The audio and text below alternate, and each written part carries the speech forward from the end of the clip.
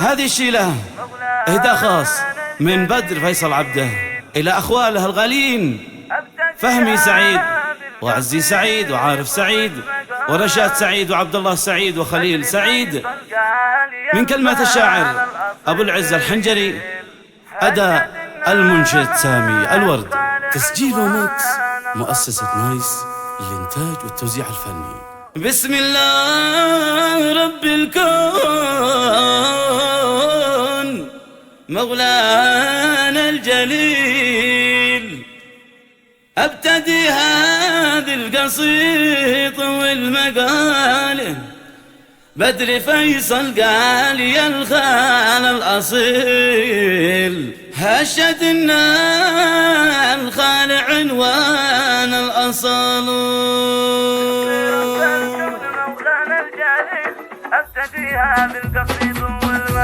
باسم رب الكون مولانا الجليل، ابتدي هذه القصيدة والمقالة بدر فيصل قال يا الخال الأصيل، الشاد من الخال عنوان الأصل. فهمي اللي مثل ما السيف الصاقيل، خصمنا مبهوت من قوة فاعله، عز يا رعى الله الجميل، منه المعروف للطارف جماله.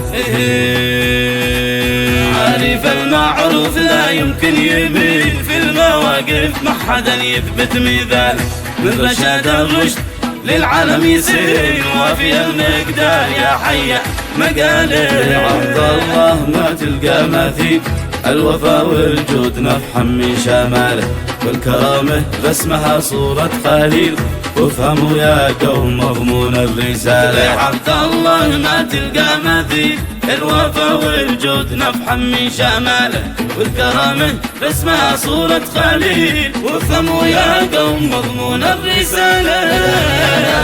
يا داني دانا يا داني يا دانا ويا داني دانا، يا داني يا دانا ويا داني دانا، يا داني يا دانا ويا دانا.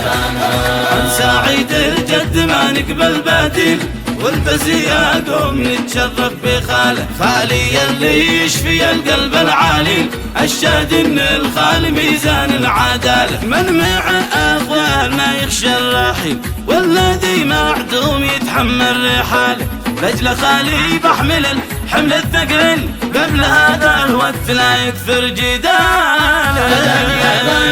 يا داني يا دانا يا داني يا دانا ويا داني دانا، يا داني يا دانا ويا داني دانا، يا داني يا دانا ويا داني دانا.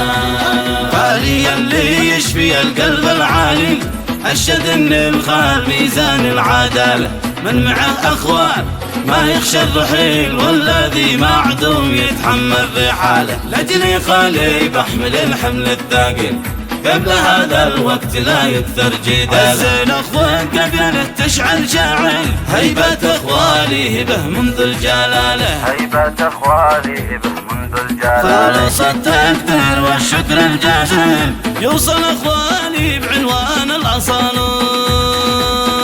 يوصل اخوالي بعنوان الاصل. لطلب الشيلات والزفات التواصل على الرقم 771 372 931.